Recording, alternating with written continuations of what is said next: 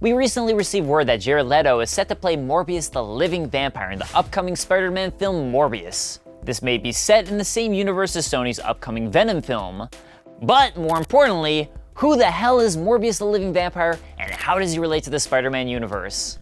Before jumping into that, make sure to subscribe to GameSpot Universe for more comic book origins of superheroes such as Ant-Man, or our One Punch Man comparison between the anime and its manga origins.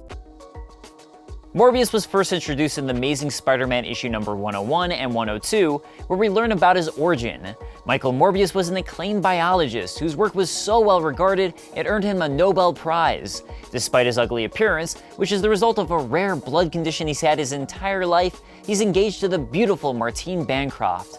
However, this disease causes further complications when he discovers he'll soon die from it. In secret, he and his lab assistant and best friend, Nikos, research a cure which relies upon vampire bats and electric shock therapy. As he's close to dying, the two don't have time to test their theories for possible side effects and have to act fast. They obtain a yacht to perform the experiments on Morbius in secret, with Martine insisting she tag along to be with her fiancé, despite his protests.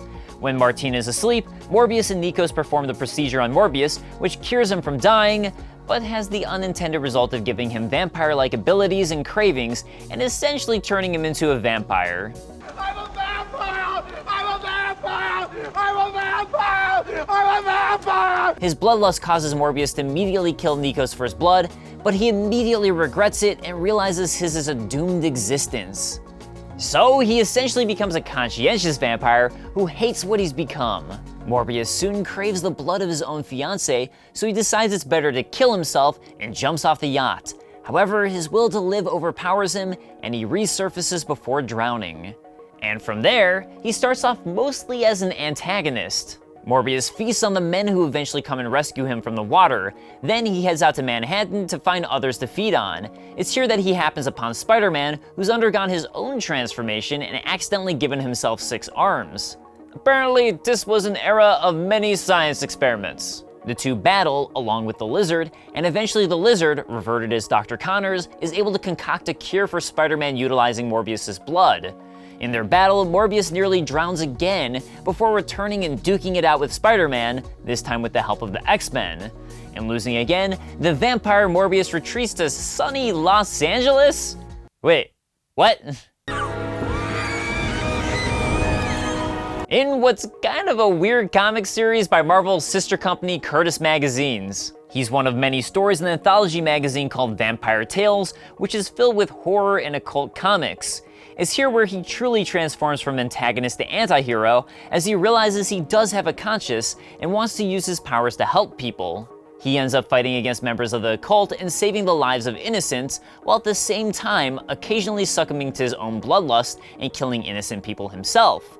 All of this is incredibly traumatic for him, and he suffers constant nightmares of all of the horrible things he's done. Eventually, he ends up back in Marvel Comics, usually attempting to find a cure for himself or trying to help his fiancée out of trouble while avoiding killing her himself. In a 90s comic series featuring Morbius, Ghost Rider convinces Morbius that if he's gonna kill someone, he should do it to someone deserving. While Morbius is called a vampire, his abilities vary in some significant ways. The experiment has given Morbius a lust for blood, just like a vampire, and whenever he's on the attack for blood, his powers and strength seem to significantly increase. And unlike a vampire, whose abilities are supernatural, as Morbius's abilities come from the side effects of his scientific experiment, he's still alive, and thus dubbed the Living Vampire. After the experiment, Morbius's bones become hollow, which allows him to glide in the air, or really just fly without flapping his wings. The comic always refers to it as gliding, but for all intents and purposes, he can fly. He's super powerful, quick and agile, has enhanced perception, and can even heal quicker than a normal human. While he can't shapeshift or control weather patterns, like a typical vampire, Morbius also doesn't have the same limitations. He's not affected by garlic, crosses, or other standard vampire wards.